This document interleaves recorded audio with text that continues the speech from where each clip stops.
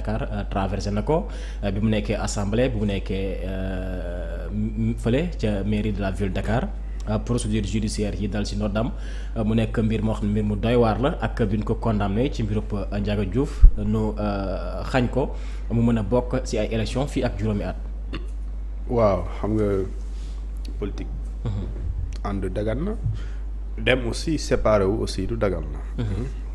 parce que Khalifa bu muy génnee ak PS dafa yóbbaale Barthélémy Dias.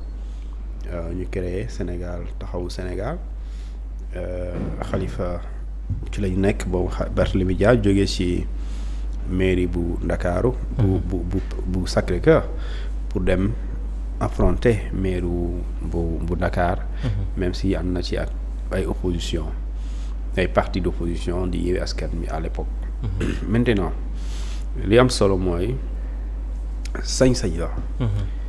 sañ-sañ boobu. mooy nga beru woo Sénégalais yi wala wax ak ñoom ñu déglu la. mooy tu fais appel au peuple sénégalais et c'est ce peuple là moom mooy tontu. lii tax Sénégalais bi di la topp wala di la votel yaa koy liggéey. yaa koy wone yaa koy jëfee alors moo tax liberté bi loolu du problème créer man mii su ma neexoon suba. ma wootee conférence de presse créer sama yëf. mais su ma créé après maanaam kan moo may fekk ci lu ma nekk loolu moo ëpp solo. maanaam ban nit mooy identifié wu ci li ngay def donc moom aussi lancé na mouvement am mu woo ci Sénégalais yi. pour ñu xool moom nan la mën a wonee li nga xam moom mooy bëgg-bëggam ci jiiti réew mi. parce que dañuy faral di wax ne derrière chaque création de parti. se cache. D'accord, une ambition de conquérir le pouvoir. Et je pense qu'aujourd'hui li mu bëgg mooy ñu bu la ko waxul il voit l'horizon 2029. mooy nan la ciy bokkee à défaut aussi s'il le faut nan lay gagner ñi fi nekk. loolu moom même bu la ko waxulee même boo nee mënul nekk. moom loolu la bëgg. échéance yooyu dina si mën a bokk te loolu la gëm ah. dina mën a bokk si échéance yooyu mais bien sûr pourquoi pas. dina fekk mu jeex. lan mu jeex. condamnation ci affaire Ndiaga Diouf 5 ans. non jeex na bu jeexaloon du jógee assemblée. non affaire boobu moo tax mu jógee ba ñu ko condamné définitivement loolu moo tax mu jógee assemblée. waaw maanaam fii ak juróomi at warul nekk du bokk ces élections. non c'est parce que la condamnation définitive doo bëgg a wax da nga bëgg a compter à partir de la date de condamnation définitive. ah non il peut être candidat loolu problème. en 2019 bu dee déwén loolu moom tant que dara xewul ci diggante bi. loo xamante ne ci yël bi yoon il peut être candidat en 2029. Barthélémy Dias ça vraiment du point de vue juridique il a aucun problème. mais 2027 yi moom du ci bokk. 2027 non bon ça loolu problème lay nekk mais bu nekkee 2027 sax d'ailleurs day nekk candidat sëñ bi. la condamnation définitive dafa am la décision de justice est tombée yàgg na. bu nekkuloon définitive mënoo ko jëlee assemblée nationale. définitive mooy en 2027 moom 2027 mënul nekk candidat. non mënul mais 2029 il peut être candidat. maintenant 2028 aussi mën na préparer 2029 il est candidat. day fekk lépp loo ko tegoon di déchéance. surtout loolu wàcc na deñ na donc du coup amul benn gàllankoor ci mu bokk ci côté boobu en tout cas. maintenant dégg naa c'est un américain d'autre part aussi il a une nationalité française su ma jumlee. donc loolu ça c'est des da ngay bàyyi rek da nga koy abandonner comme ça c'est procédure administrative. des fois mën na jël temps mais nga teel koo commencer rek. loolu vraiment loolu yëfam la ça c'est stratégie du candidat Barth en 2024. dajale loolu yëpp pour xool na lay bokkee. maintenant lu am solo mooy. parti politique mooy tey soo ko créé. ban projet de société ngay présenter Sénégalais yi. projet de société mooy man damaa créer sama yëf yéen Sénégalais yi dama leen invité ngeen ñëw lire lu ma leen di proposer. lii laa bëgg a soppi ci école. éducation lii laa ci bëgg a def santé fii la toll fii laa ko bëgg su ma ñëwee fii laa ko bëgg a yóbbu. li ñuy tuddee emploi des jeunes problème la. dama bëgg su ma ñëwee solution yi laa fi indi chaque problème Sénégal nga indi ci solution nga proposer et donc Barthélémy Dias désormais ne doit plus être dans ce qu'on appelle le discours de va-t-en-guerre. Il doit être ce qu'on appelle dans les propositions, c'est-à-dire que dans les débats d'idées. Économie, on parle d'économie, on parle pas de fëgg dënn. C'est pas le débat maintenant. Tey li nga xamante ni moom la doon def. Parce que il était derrière Khalifa Sall. Am na loo xam ne Khalifa Sall mënu koon def mais Barthélémy Dias moo ko mënoon def. Maintenant Barthélémy Dias aussi n'a plus le choix. Il n'a pas le droit également de se comporter comme le Barth, n'est-ce pas, bi doon comporter au temps de bu mu nekkee ginnaaw Khalifa Sall amatul droit boobu noonu. Il n'a plus cette posture. Politiquement je veux dire, il n'a plus cette posture. C'est la posture bu mu war a adopter mooy une posture de leader am na yoo xamante ne mënoo ko def dañ la koy defal. Et quand aussi am na loo xamante ne aussi suñ la ci woowee mënuñ la dégg ci dàgg santé. On doit parler d'économie, tu es là, tu parles de personnes, mais les Sénégalais ils la déglu sëñ bi. Et maintenant je pense que après tout ku nekk su créer lu bees da nga koy ñaanal. Comme ni ñu faral di wax que le meilleur gagne. Oui, que le meilleur gagne. Alors Thioune dañuy àddu ci leneen muy le procès en appel. Bu Fallou Fall nu condamné ko lu tolloog 15 ans de réclusion pour viol daanaka loolu tey dañ ko jàppoon nu daal di koy renvoyé ba le 25 juin incha allah donc loolu mu nekk décision bu cour d'appel daal di jël ndax ki ko daal di accusé non seulement ñëwul waaye tamit ñu nu jàpp comme ay témoins ci mbir moomu ñoom jotuñu woon seen convocation loolee moo tax nu daal di koy dàq ba le 25 juin incha allah bi nu daal di dëgmal. Ba tey it ci mbir moomu ay avocat am déposé woon nañu li nga xam ne nag moo di demande liberté provisoire waaye loolee dañ leen ko daal di bañal kii di maître El Hadji Diouf moom moo ñu xamal li nu mel donc moom Fallou ba tey dafay desandi ci kaso bi di xaarandi le 25 juin ak le cour d'appel di décider ci mbir moomu. waaw c'est ça. Je pense que procès boobu nag dafa am caractère particulier.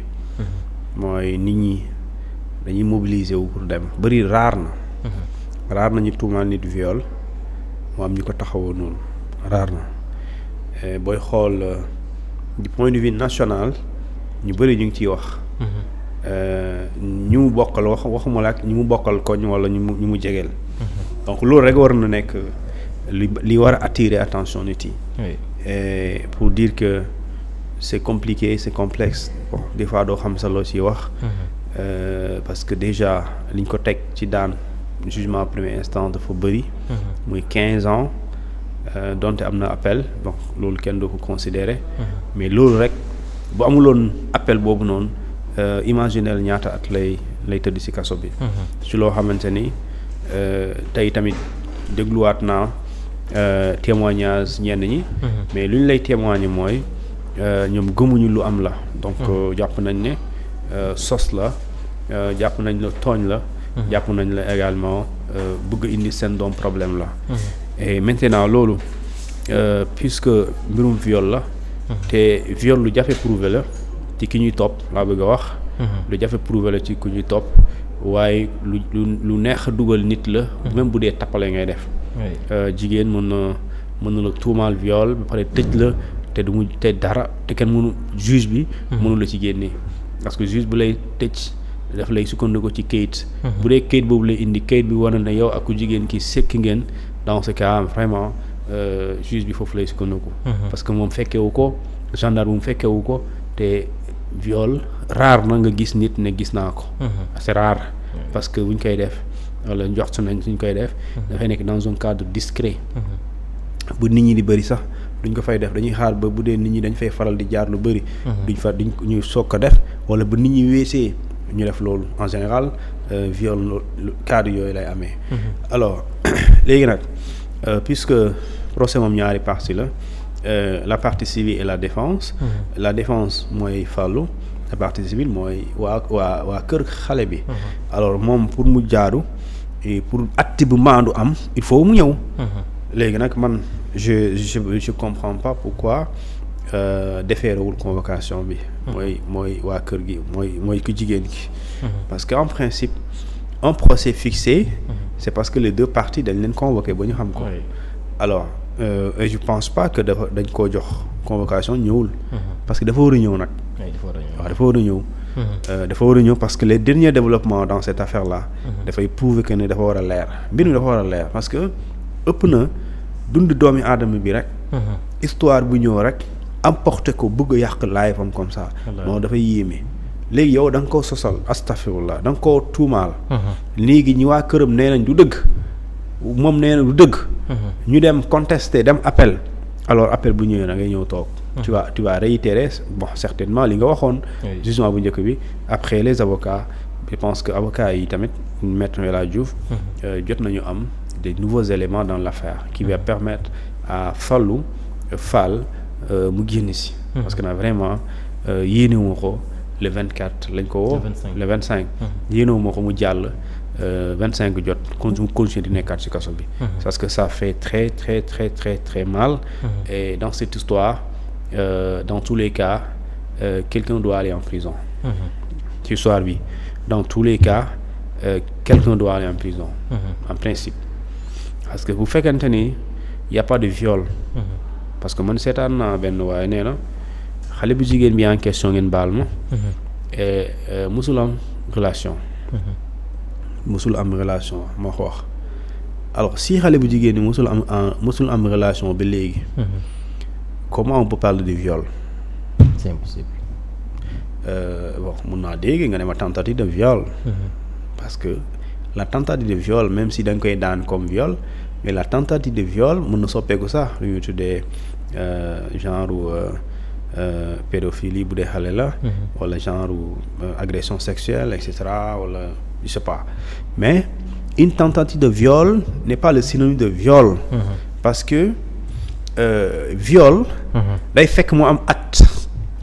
acte ba pare et s'il y a l'acte c'est parce qu'il y a lu ñuy tuddee l'acte de pénétration mais s'il y a pas de l'acte et que tu parles de tentative mais foofu mënul ne. et ici on parle de viol et que ñu ne xale bi musul ba léegi musul xam góor. mais ça vraiment c'est problématique dans ce cas. si xale bi nee na dañ koo violer te moom musul xam loolu. mais dans ce cas léegi certificat boobu kan moo ko bind.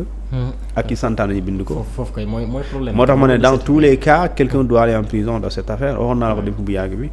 et dans tous les cas quelqu'un doit aller en prison. parce que y a pas mënul am ñaari dëgg. ñaari dëgg mënu fi am benn moo fi am benn bi nag xaw ma loolu nag moo tax des fois yàlla des fois ay mbiram day doy waar. moom bu ko neexee tout de suite dëgg bi feeñ. te dëgg bi nag dina feeñ nag bis dina ñëw. waaw parce que des fois nga def comme ni ñu koy faral di waxee. un crime n'est jamais parfait. toujours